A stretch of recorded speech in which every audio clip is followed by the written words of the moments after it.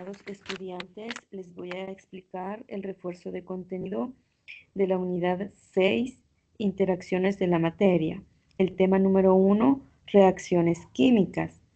¿Qué es una reacción química? Se produce una reacción química cuando las sustancias que se combinan o mezclan sufren cambios fundamentales en su naturaleza. Se les llama reactivos o reactantes a las sustancias presentes al inicio de la reacción química y productos a las sustancias que se obtienen de la reacción química. En toda reacción química no se crea ni se destruyen átomos, simplemente se reorganizan para formar sustancias distintas. Por lo tanto, la materia se conserva y la masa total no cambia. Ecuaciones químicas son representaciones simbólicas de lo que ocurre durante una reacción química. Para representar una ecuación química, debes considerar los siguientes criterios.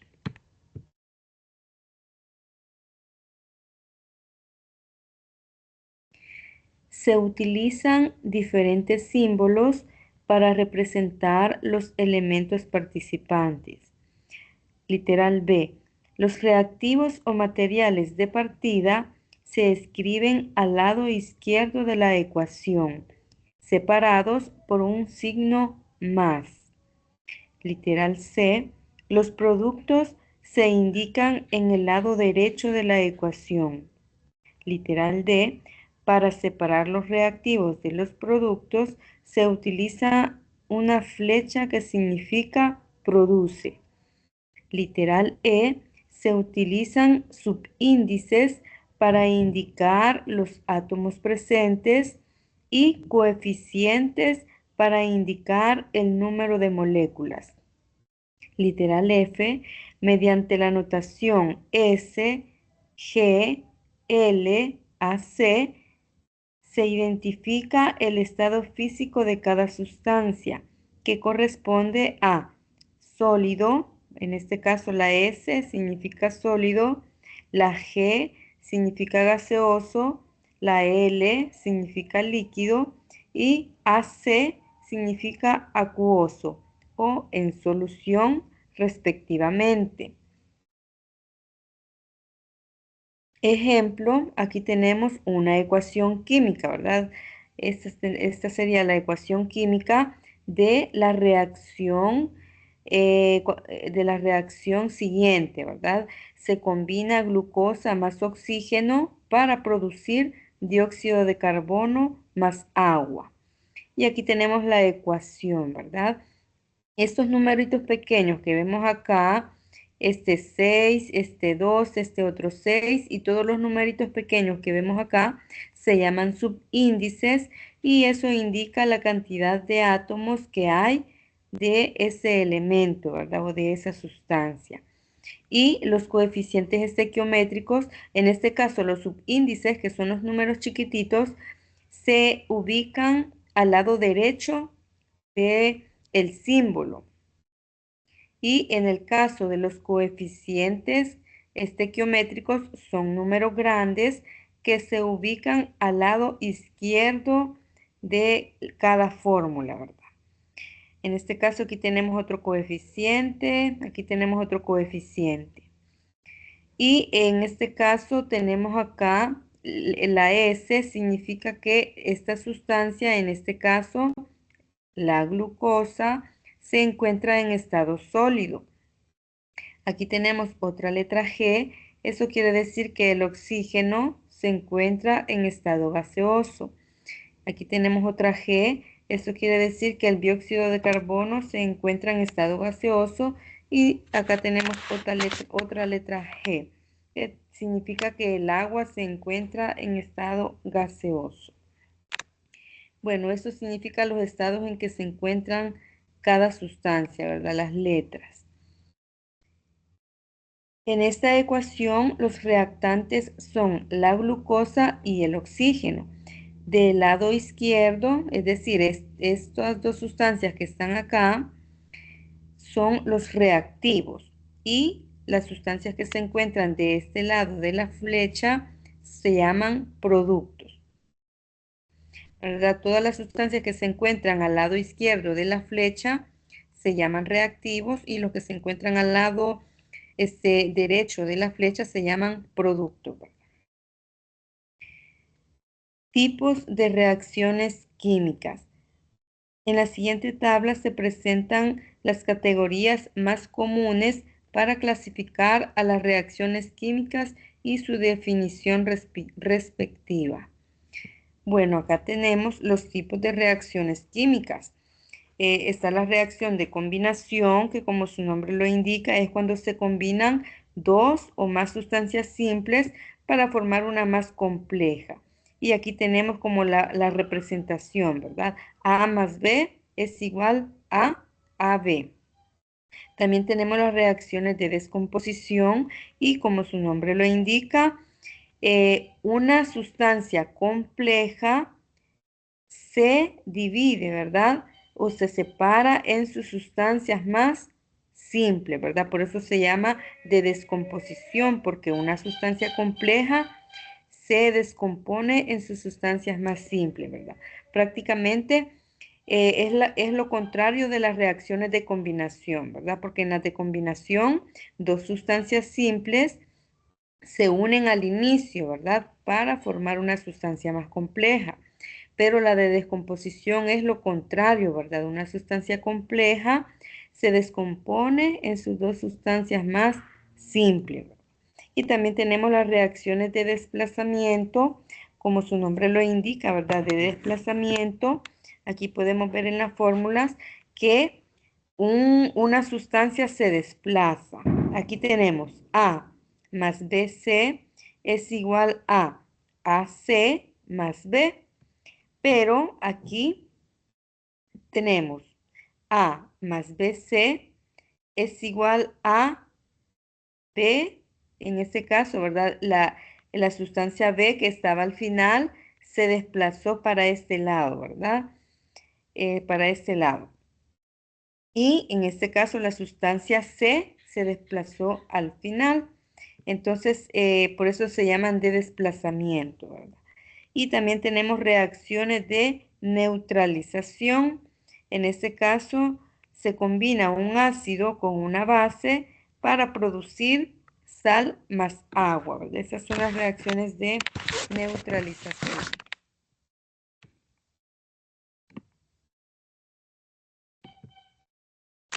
Ejemplos de reacciones químicas. Aquí tenemos algunos ejemplos de reacciones químicas, ¿verdad? Tenemos de la reacción de síntesis, tenemos de la reacción de descomposición, ¿verdad? Aquí tenemos la ecuación química, ¿verdad?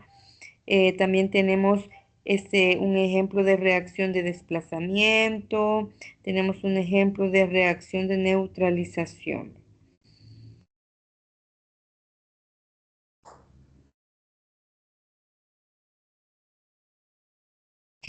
Velocidad de reacción.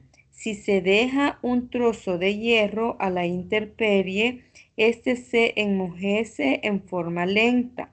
Por el contrario, si se enciende el motor de un automóvil, la combustión de gasolina se lleva a cabo inmediatamente. Bueno, aquí tenemos la velocidad de reacción. Hay reacciones rápidas y hay reacciones lentas, como aquí nos dice, ¿verdad? Cuando se enmojece un hierro, esa es una reacción química, pero esa es una reacción química lenta, ¿verdad? Porque conforme van pasando los años, el hierro se va enmojeciendo, ¿verdad? Y entonces esa sería una reacción química lenta. Pero si nosotros encendemos, ¿verdad? Por ejemplo, el combustible, ¿verdad? Nosotros encendemos combustible, rápidamente se quema. Entonces esa es una reacción rápida, ¿verdad? Tenemos aquí la teoría de las colisiones. Para que las sustancias puedan reaccionar, sus átomos, iones o moléculas deben encontrarse unos con otros, es decir, deben chocar como en el juego de canicas. Este fenómeno es conocido en química como teoría de las colisiones. Una colisión es un choque, ¿verdad? Para que la colisión entre partículas sea efectiva, es necesario que se den ciertas condiciones, las cuales se detallan a continuación. La frecuencia de colisión. Si hay más partículas en los reactivos, estas chocarán con mayor frecuencia. Asimismo, un aumento en la temperatura incrementa el número de choques entre las partículas. Literal B, orientación de las colisiones. Se refiere a la posición relativa de las partículas, unas con respecto a otras, tomando en cuenta su geometría. Por ejemplo, si dos canicas chocan de frente, como son sus caras iguales, se encontrarán en cualquier forma. Por el contrario, si se quiere pegar a una bola de ping-pong, tendrán que tomarse en cuenta la orientación de la raqueta con respecto a la pelota. Y aquí tenemos un ejemplo de colisión eficaz y un ejemplo de colisión ineficaz.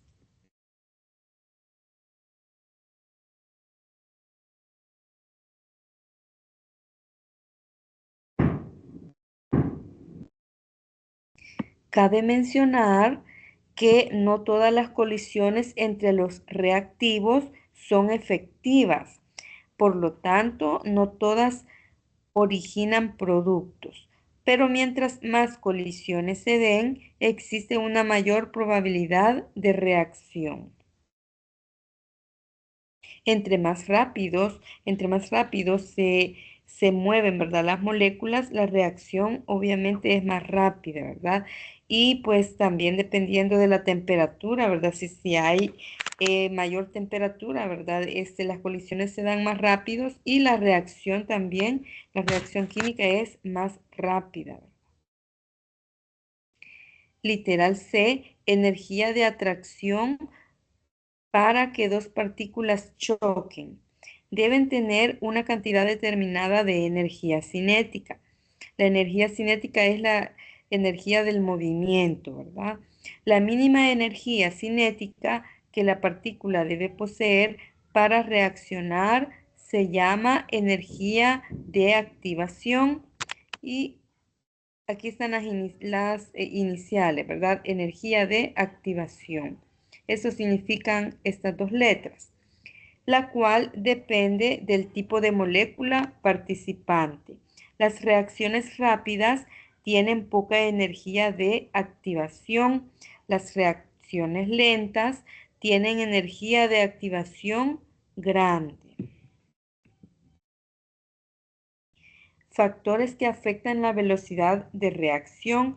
Bueno, hay ciertos factores que afectan la velocidad de las reacciones químicas. Entre ellas tenemos la concentración de los reactivos. De igual forma que en un estado lleno de choques, en un estadio lleno de choques entre personas, podrían ser más frecuentes.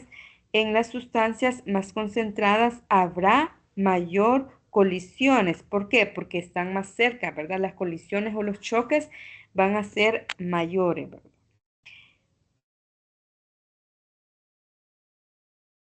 También tenemos la temperatura, es otro factor, ¿verdad? La temperatura. De acuerdo a la cinética molecular, la velocidad de la reacción es mayor cuando las temperaturas son altas.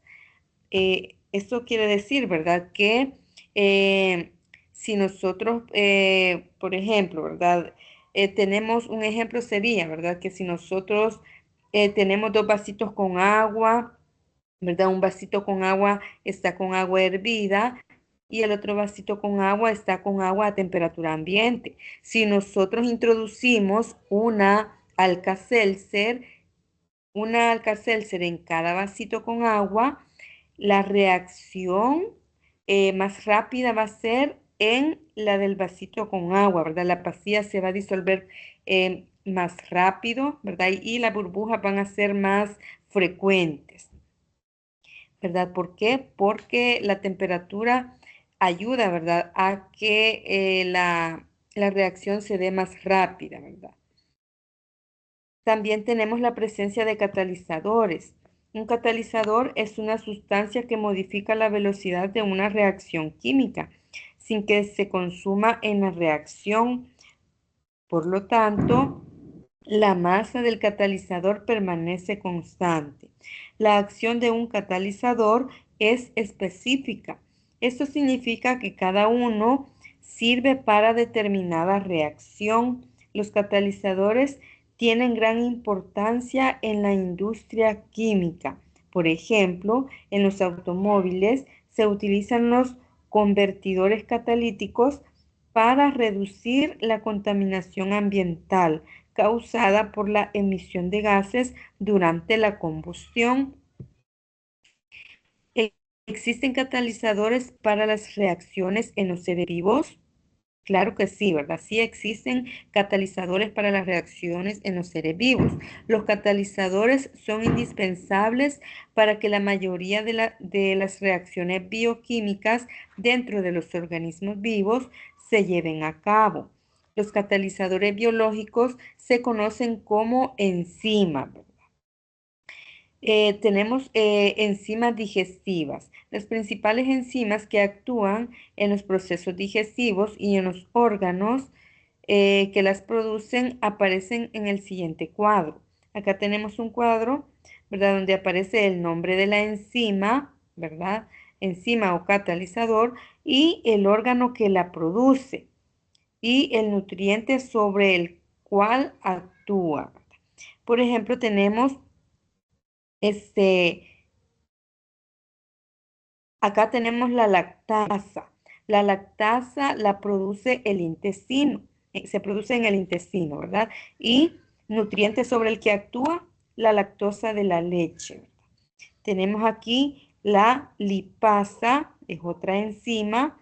¿Y quién la produce? Pues se produce en el páncreas, ¿verdad? Y nutrientes sobre el que actúa las grasas.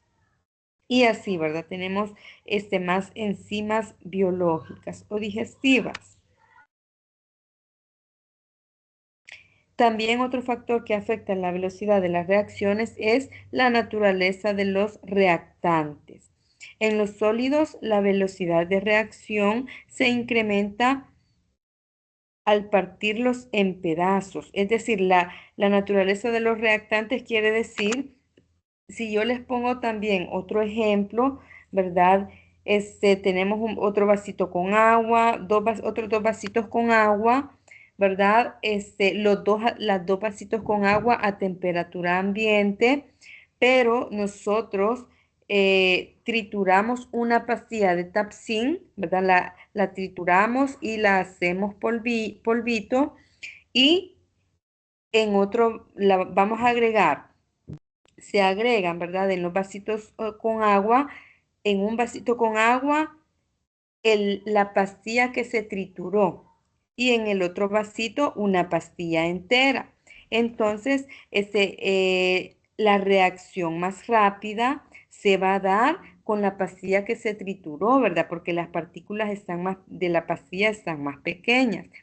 Entonces, eso afecta también, ¿verdad? La naturaleza de los reactantes, quiere decir como el tamaño de las partículas, ¿verdad? Entre más grande sea por ejemplo, en este caso, la pastilla, más va a costar que se disuelva o que se dé la reacción, ¿verdad?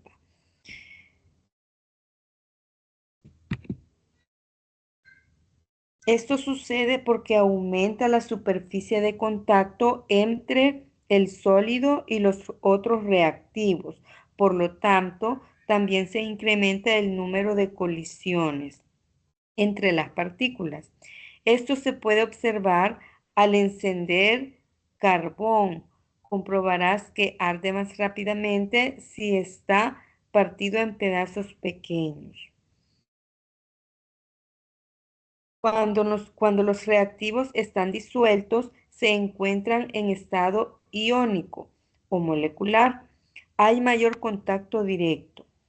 En el estado gaseoso, las partículas se encuentran más separadas y por ello la posibilidad de contacto entre las partículas es más baja.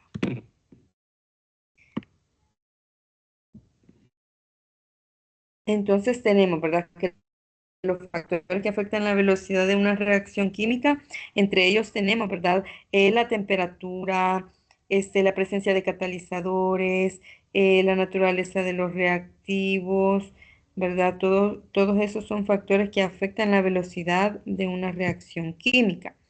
Y luego tenemos acá el segundo tema, que es el balanceo de reacciones químicas por el método de tanteo. ¿Qué información nos da una ecuación química balanceada? Una ecuación química representada por símbolos nos indica las cantidades proporcionales de las sustancias participantes en la reacción. Aquí tenemos un ejemplo de reacción química, ¿verdad? De reacción química. Acá tenemos que aquí tenemos la reacción química. En este caso sería la síntesis del agua. Dos moléculas de hidrógeno se combinan con una molécula de oxígeno para formar agua. En este caso son dos moléculas de hidrógeno que serían estas, ¿verdad? Dos moléculas de hidrógeno que serían estas, se combinan más una molécula de oxígeno, ¿verdad? En este caso aquí hay dos átomos en cada molécula. Aquí tenemos dos átomos de hidrógeno, ¿verdad? Aquí tenemos los otros dos átomos de hidrógeno. Y aquí tenemos el oxígeno y al combinarlas tenemos como producto dos moléculas de agua. Al hacer la combinación, ¿verdad? Se combinan estos dos átomos de hidrógeno con este oxígeno para producir una molécula de agua, que sería esta, ¿verdad? H2O. Y se combinan estos dos átomos de hidrógeno con este átomo de oxígeno para formar esta otra molécula. Entonces se forma al final dos moléculas de agua, ¿verdad? Acá dice que dos moléculas de hidrógeno reaccionan con una molécula de oxígeno para producir dos moléculas de agua, lo que les he estado explicando. Y tenemos tres métodos para balancear ecuaciones químicas. El primer método y el más fácil es el método de tanteo, ¿verdad? Aquí tenemos un ejemplo. Tenemos aquí en la reacción de síntesis del cloruro de hidrógeno a partir del hidrógeno y cloro gaseoso. Aquí tenemos, ¿verdad?, como primer paso, escribir las fórmulas correctas de los reactivos y los productos. Y aquí tenemos en la parte izquierda de la flecha se encuentran los reactivos y en la parte derecha se encuentran los productos. Esta ecuación no está balanceada. ¿Por qué no está balanceada? Porque tenemos que contar la cantidad de átomos que hay en cada fórmula, ¿verdad? Para ver si está la misma cantidad de átomos. Para que una ecuación química esté balanceada, deben haber la misma cantidad de átomos en los reactivos que en los productos. A eso se le llama una ecuación química balanceada. Bueno, vamos a ver si esta reacción está o no está balanceada. Aquí dice que no está balanceada, pero ¿cómo saberlo? Bueno, vamos a ir a contar. Aquí tenemos la imagen. Acá en la imagen nos está diciendo que hay dos átomos de hidrógeno. Vamos a ver si hay dos átomos de hidrógeno. Acá están, ¿verdad? Dos átomos aquí, H2. Quiere decir que hay dos átomos de hidrógeno en los reactivos. Estos son los reactivos, ¿verdad? Estos serían los dos átomos de hidrógeno. Y vamos a ver el cloro. Dice que hay dos átomos de cloro. Átomos de cloro, ¿verdad? Aquí tenemos en los reactivos los dos átomos de cloro que serían estos. Y en los productos, después de la flechita están los productos. Acá en la imagen nos dice que solo hay un átomo de hidrógeno. Vamos a ver, estos son los productos y como acá no hay numeritos, ¿verdad? No hay subíndices, que los subíndices son los que indican la cantidad de átomos. Entonces, como no hay numeritos, eso quiere decir que solo hay un átomo de estos elementos. En este caso del hidrógeno, solo tenemos un átomo, ¿verdad? Porque no hay numerito y lo tenemos representado en esta imagen. Y de cloro, ¿verdad? Que sería este, como tampoco tiene número, eso quiere decir que solo hay un átomo de cloro, que sería esta representación de acá. Y como podemos ver, no se encuentra la misma cantidad tanto en los reactivos como en los productos, ¿verdad? No está la misma cantidad, por eso es que esta ecuación no está balanceada. Entonces, ¿qué hacemos para poder balancear una ecuación química por el método de tanteo? Bueno, vamos a ir probando, por eso se llama método de tanteo, porque tenemos que ir probando con números. Esos números se llaman coeficientes estequiométricos. Estos números se colocan delante de cada fórmula química, al lado izquierdo, ¿verdad? Son los números grandes que se colocan al lado izquierdo de las fórmulas químicas. Y en este caso se puede ir modificando, ¿verdad? Vamos a probar con el número 2 y si no queda balanceada con este número 5, con el 6, con el 7 o con cualquier otro número, ¿verdad? Por eso se llama método de tanteo porque podemos probar con cualquier número hasta encontrar el número, ¿verdad? El coeficiente que con el que nos quede balanceada la ecuación química. Bueno, ahorita vamos a probar con el número 2. Hemos colocado aquí el número 2. Aquí dice que ya esta ecuación ya está balanceada. ¿Por qué? Porque se le ha agregado este coeficiente 2 acá en esta fórmula. Esta es la misma ecuación que teníamos anteriormente, ¿verdad? Solo que en este caso solo le hemos agregado este número 2. Vamos a comprobar si con este número 2 la ecuación queda balanceada.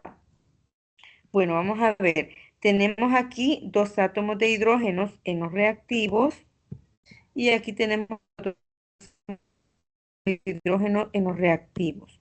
Tenemos aquí dos átomos de cloro en los reactivos, perdón, tenemos aquí dos átomos de hidrógeno en los reactivos y aquí tenemos los dos átomos de hidrógeno. Ahora vamos a ver en los productos. En los productos aquí tenemos al hidrógeno. Y como no tiene acá subíndice, que son los numeritos chiquitos que se colocan al lado derecho, así como este, ¿verdad? Este subíndice porque está al lado derecho. Y estos subíndices nunca se pueden modificar, ¿verdad? Los numeritos que se encuentran al lado derecho no se pueden modificar nunca, ¿verdad? Solo se pueden modificar los coeficientes, que son los números que se encuentran al lado izquierdo de cada fórmula. Entonces, en este caso, aquí el hidrógeno no tiene subíndice, ¿verdad? No tiene numerito, eso quiere decir que solo hay un átomo de hidrógeno. Entonces, ese 1 lo vamos a multiplicar por el coeficiente 2, ¿verdad? 1 por 2 es 2. Entonces, eso quiere decir que ya tenemos dos átomos de hidrógenos en los productos también, ¿verdad? Ahora vamos a ver con el cloro. Aquí al cloro tenemos dos átomos de cloro en los reactivos, que serían estos, ¿verdad? Dos átomos de cloro en los reactivos y en los productos, vamos a ver, como aquí no tiene subíndice el cloro, eso quiere decir que solo hay un cloro, un átomo de cloro. Entonces ese 1 lo multiplicamos por el coeficiente 2. ¿Por qué? Porque este coeficiente 2 sirve o multiplica a toda esta fórmula, ¿verdad? Porque esta es una sola fórmula. Entonces vamos a multiplicar el 1 del cloro, ¿verdad? Como solo hay un átomo de cloro, vamos a multiplicar ese 1 por el coeficiente 2. 1 por 2 es 2. Entonces también ya tenemos 2 átomos de cloro en los productos.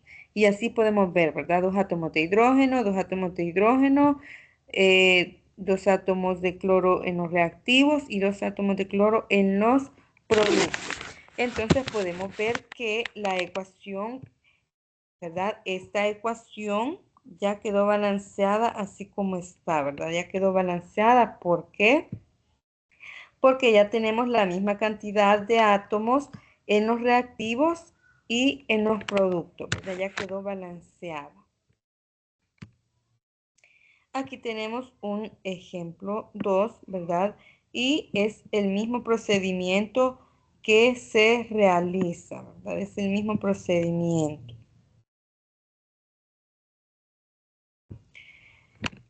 También les voy a explicar otro tema, en este caso de la unidad 7, química orgánica. Les voy a explicar el tema funciones orgánicas relacionadas con la industria y procesos biológicos.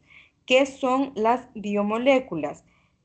Son las moléculas constituyentes de los seres vivos. Los 4 elementos que constituyen las biomoléculas son el carbono, el hidrógeno, el oxígeno y el nitrógeno. Las biomoléculas orgánicas sintetizadas por los seres vivos tienen una estructura a base de carbono y pueden clasificarse en los siguientes grandes grupos.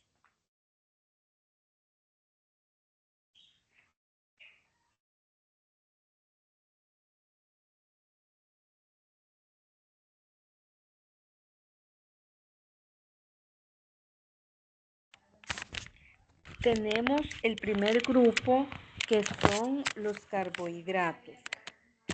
Los carbohidratos son llamados también hidratos de carbono. Están presentes en algunos de los alimentos que consumimos, ¿verdad? En este caso, ¿verdad? Los carbohidratos eh,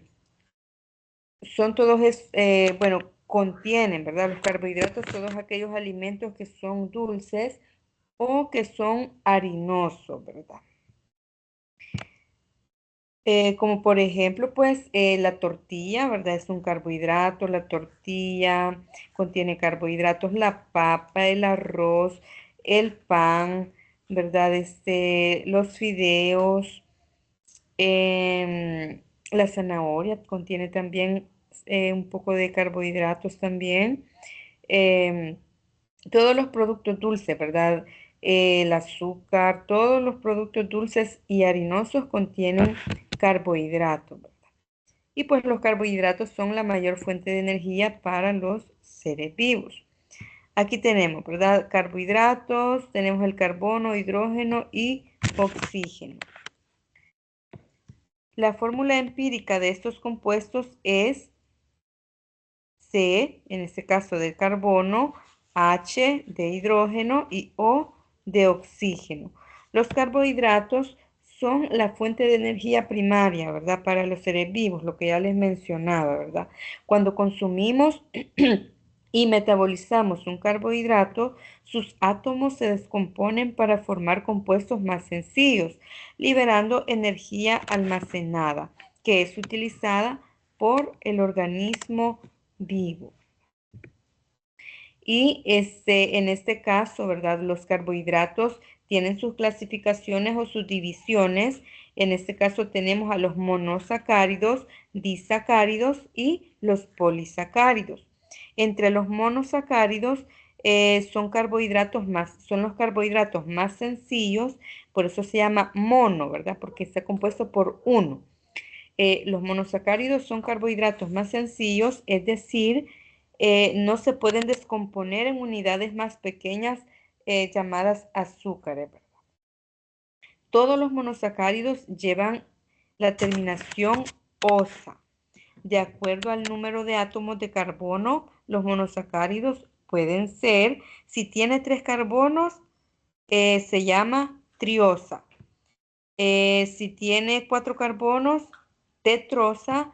Si tiene 5 carbonos, pentosa. Si tiene 6 carbonos, hexosa. Así sucesivamente, ¿verdad?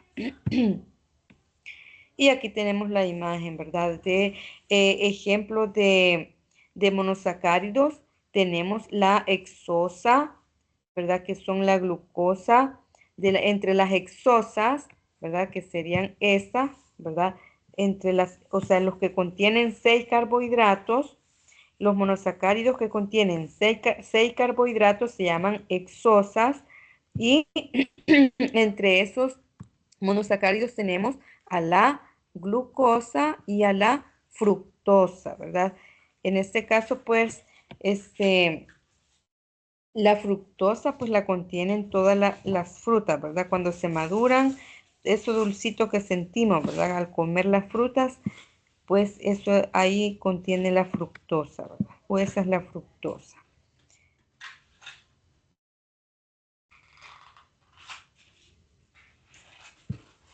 También tenemos bueno, aquí tenemos otros ejemplos, ¿verdad? Tenemos a la glucosa conocida como dextrosa, que es el azúcar de la sangre, que es consumida por nuestras células para generar energía. Y tenemos también la galactosa, que se encuentra en ciertos compuestos, en este caso en el cerebro y en los nervios. Y tenemos a la fructosa, es la más dulce de las azúcares comunes y se encuentra en la miel y en los jugos de las frutas. Y tenemos a los disacáridos, ¿verdad? Todos los que les mencioné anteriormente eran parte de los monosacáridos y ahora vamos con los disacáridos, que son azúcares dobles, por eso se llaman de dos, ¿verdad? Dobles. Disacáridos dice que son azúcares dobles. La hidrólisis de un disacárido produce dos monosacáridos o se puede producir, ¿verdad? Es decir, cuando se unen dos monosacáridos, se produce un disacárido, ¿verdad? O sea, la combinación de dos monosacáridos produce un disacárido. Y los disacáridos más comunes son la maltosa, presente en los granos en germinación, y tenemos la lactosa, constituyente de la leche de la vaca y pues también de los humanos, ¿verdad? Y también tenemos la sacarosa, conocida como azúcar de mesa. Y las reacciones que identifican la formación de estos disacáridos se describen a continuación. Aquí tenemos, ¿verdad? Este, la maltosa más agua produce glucosa más glucosa. Lactosa más agua produce glucosa, perdón, sí, glucosa más galactosa. Sacarosa más agua produce glucosa más fructosa. Y aquí tenemos a los polisacáridos porque aquí dice que son carbohidratos más complejos, constituidos por largas cadenas de monosacáridos. Es decir, se combinan no solo dos monosacáridos, ¿verdad? Sino que se combinan más de dos monosacáridos, ¿verdad? O sea, muchos monosacáridos. Y por eso se llaman polisacáridos, porque se combinan mucho, ¿verdad? Y cumplen funciones variadas, sobre todo de reserva energética y estructural. Los polisacáridos pueden descomponerse por hidrólisis en polisacáridos más sencillos o en disacáridos o monosacáridos, ¿verdad? Se pueden descomponer.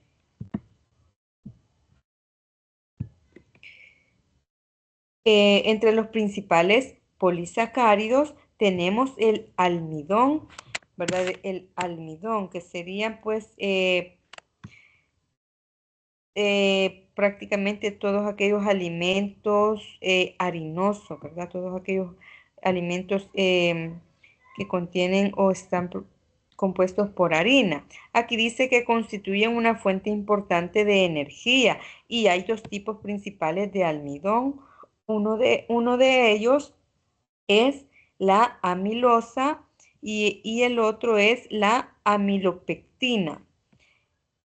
El almidón animal se llama glucógeno y constituye la reserva de energía del organismo y se almacena principalmente en el hígado y en los músculos, ¿verdad? Pero también lo contienen el almidón, ¿verdad? Lo contiene, por ejemplo, el arroz, los fideos, ¿verdad? Todo tipo de harina, ¿verdad? El pan, contienen este tipo de carbohidrato, ¿verdad? Polisacárido que se llama almidón. Y tenemos la celulosa, que es un polisacárido que se encuentra en la pared celular de las plantas en forma de fibras, las cuales le confieren mayor resistencia a las plantas. Bueno, les acabo de estar hablando de uno de los grupos de las biomoléculas, ¿verdad? Pero hay varios grupos dentro de las biomoléculas, ¿verdad? Están los carbohidratos, que son los que les acabo de explicar, y ahora les voy a explicar otro grupo que son los lípidos. Prácticamente los lípidos son todo tipo de grasas, ¿verdad? Como aceites, mantequilla, ¿verdad? Y que contienen prácticamente los lípidos son grasas y lo pueden contener alimentos como por ejemplo el aguacate, ¿verdad? El chocolate, todos los productos que son mantecosos, ¿verdad? Que contienen aceite o grasas, contienen lípidos, ¿verdad? Porque los lípidos son llamados también grasa, ¿verdad? Nosotros comúnmente las llamamos grasas, pero científicamente o químicamente se llaman lípidos, ¿verdad? Y también son una fuente, no como los carbohidratos son la fuente principal de energía, pero los lípidos también son una fuente de energía para los seres humanos, ¿verdad? No tanto como los carbohidratos, pero también son fuente de energía, ¿verdad? Y sirven de reserva también, ¿verdad? Para los seres humanos. Y la podemos acumular pues en el estómago, ¿verdad? Podemos acumular grasa en las piernas y pues casi en todas las partes de nuestro cuerpo, ¿verdad? Aquí dice que los lípidos son sustancias grasosas o aceitosas. Se les suele llamar también triglicéridos. Están compuestos básicamente por carbono, hidrógeno y oxígeno en porcentajes más bajos. Algunas de las características comunes son solubles, insolubles en agua. Bueno, ya sabemos que el agua y el aceite no se combinan, ¿verdad? Por eso dice acá, y como los lípidos son grasas, pues obviamente, ¿verdad? Son insolubles en agua. Son solubles en solventes orgánicos como el éter, el cloroformo, el alcohol o el acetona, ¿verdad? También son ricos en energía, ¿verdad? Y bueno, pues aquí tenemos funciones de los lípidos, como les decía, ¿verdad? Son reserva, son la principal reserva para el organismo, ¿verdad? Cumplen una función estructural, ¿verdad? Forman capas lipídicas en las membranas y recubren los órganos y le dan consistencia y protegen mecánicamente, ¿verdad? A todos los órganos y tejidos. Otra función es que tienen una función reguladora, ¿verdad? Los lípidos favorecen o facilitan las reacciones que se producen en los seres vivos. Son los biocatalizadores, ¿verdad?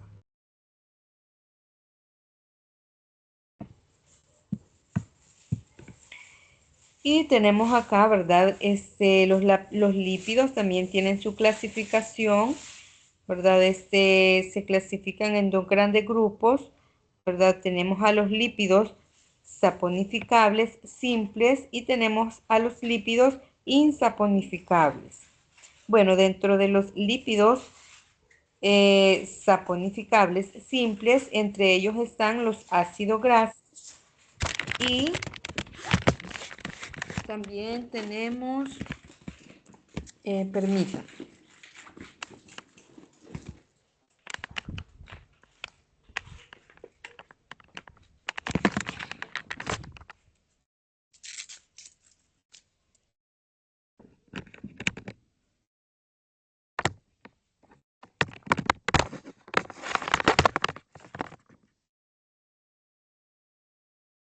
También tenemos a los éteres, ¿verdad? De glicerol. Por ejemplo, la mantequilla, el sebo de res, el aceite de coco, el aceite de oliva y el aceite de pescado, ¿verdad? Esos serían, ¿verdad? Los lípidos saponificables simples, algunos de los ejemplos. Y también tenemos complejos. Los complejos comprenden los fosfolípidos y los glucolípidos. Ambos forman parte estructural del tejido nervioso. Y también tenemos la otra clasificación o otro grupo que se llaman lípidos, saponificables y comprenden los terpenos, por ejemplo, los carotenos y las resinas de los vegetales, los esteroides como las hormonas y las prostaglandinas, que tienen efectos sobre el ritmo cardíaco y la presión arterial. Tenemos los ácidos grasos, que son moléculas formadas por una larga cadena hidrocarbonada de tipo lineal y en el extremo de la cadena lleva un grupo carboxilo. Y este sería el grupo carboxilo, ¿verdad? Este que tenemos acá. Los ácidos grasos se dividen en saturados, ¿verdad? Son los que llevan enlaces sencillos en sus átomos de carbono. Y también están los insaturados, que son los que llevan dobles enlaces en su cadena de carbono. La grasa de la dieta que consumimos proviene de las carnes, de los lácteos, de los aceites y mantecas vegetales y de ciertas semillas y nueces, ¿verdad? Que también contienen, las semillas y nueces también contienen grasa. Luego, les voy a hablar de otro grupo, ¿verdad? Ya les hablé de los carbohidratos, ya les hablé de los lípidos. Otro grupo de biomoléculas son las proteínas. Y las proteínas son macromoléculas, es decir, moléculas grandes, por eso se llaman macromoléculas, compuestas por carbono, hidrógeno, oxígeno y nitrógeno. Algunas contienen azufre y fósforo. Químicamente, una proteína es la unión de varios aminoácidos unidos por enlaces peptídicos. Un enlace peptídico es un enlace covalente entre el grupo amino, este sería el grupo amino, esta es la fórmula química del grupo amino, de un aminoácido y el grupo carboxilo, ¿verdad? Este sería el grupo carboxilo, de otro aminoácido. En el enlace peptídico se libera una molécula de agua y se forma un enlace covalente, ¿verdad? Así como el que está acá. Y aquí tenemos, ¿verdad? Tenemos un aminoácido, aquí tenemos otro aminoácido, aquí ya tenemos la unión de dos aminoácidos, miren, ¿verdad? Prácticamente ahí se forma un dipeptido, ¿verdad? Un dipeptido.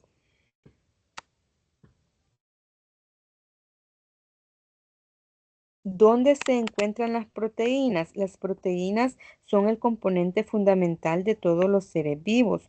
Todas las partes del cuerpo humano y de las células vivas contienen proteínas. Por lo tanto, hay proteínas en la sangre, en los músculos, en el cerebro y en el esmalte de los dientes. Miren, un dato curioso, ¿verdad? Por si no sabían esto, ¿verdad? Hasta en el esmalte de los dientes contenemos proteína, ¿verdad?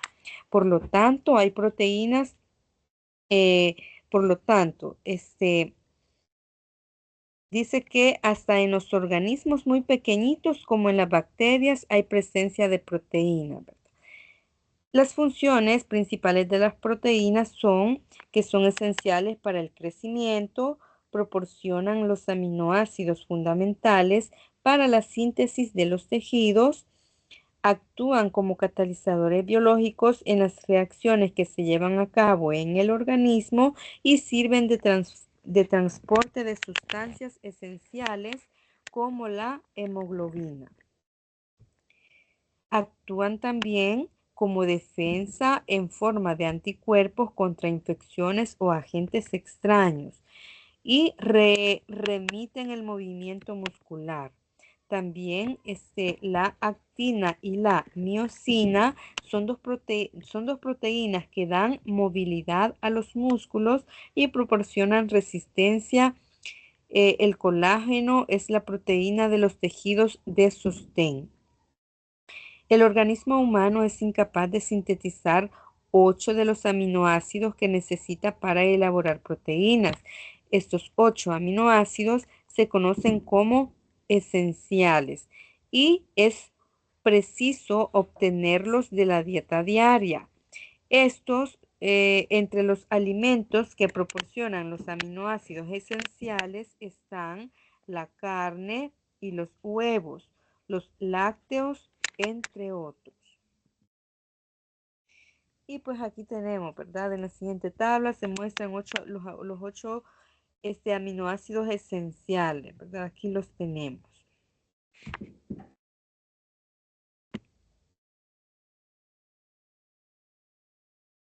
Y también tenemos los otro grupo, ¿verdad? De las biomoléculas son los ácidos nucleicos, ¿verdad? Los ácidos nucleicos están constituidos en toda la célula viva y constituyen los centros de toda la información genética, control de la célula.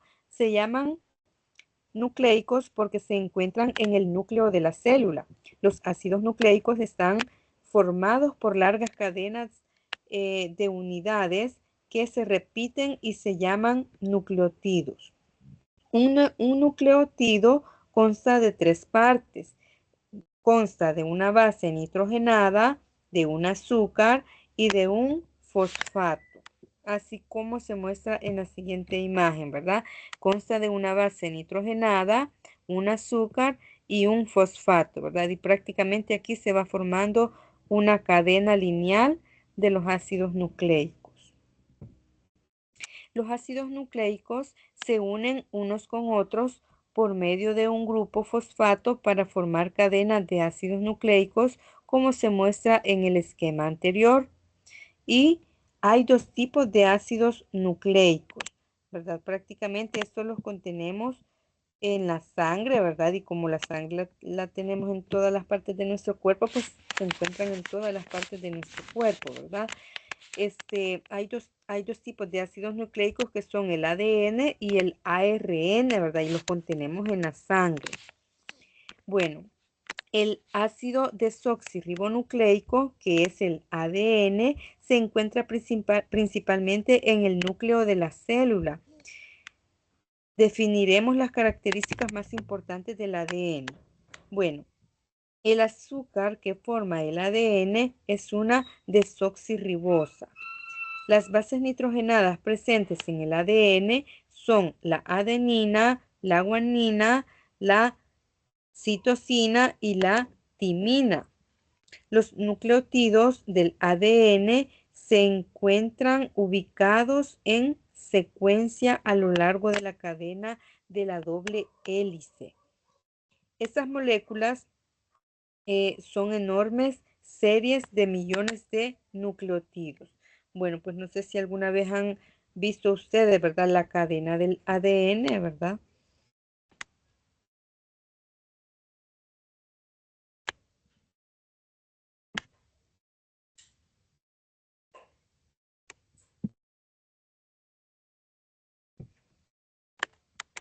Aquí prácticamente, ¿verdad? Tenemos la cadena del ADN, ¿verdad? Aquí tenemos la cadena de ADN y dice que a lo largo de estas grandes cadenas, las bases nitrogenadas y constan de secuencias casi infinitas.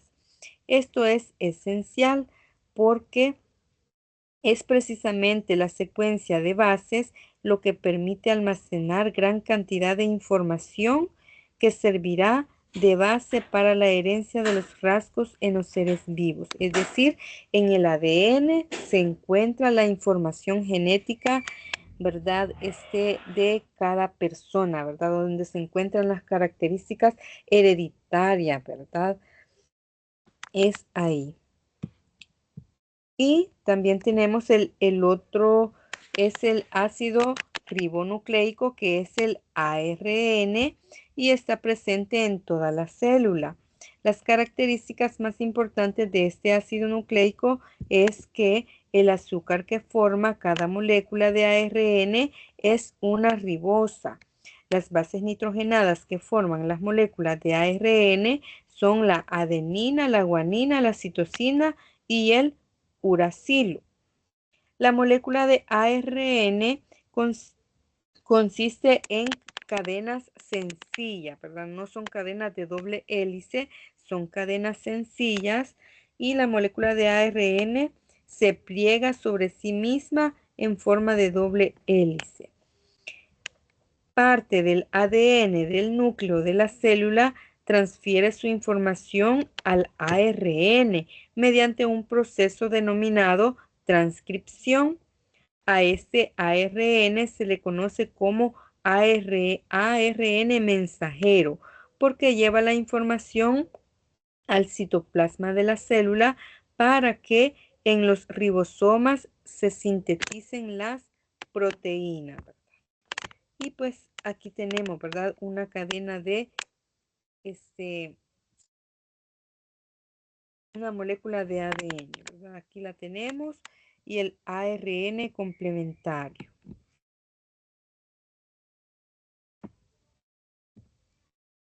Aquí es donde se va uniendo, ¿verdad? La adenina con la timina, la citosina con la guanina y así sucesivamente se van formando, ¿verdad? Las cadenas.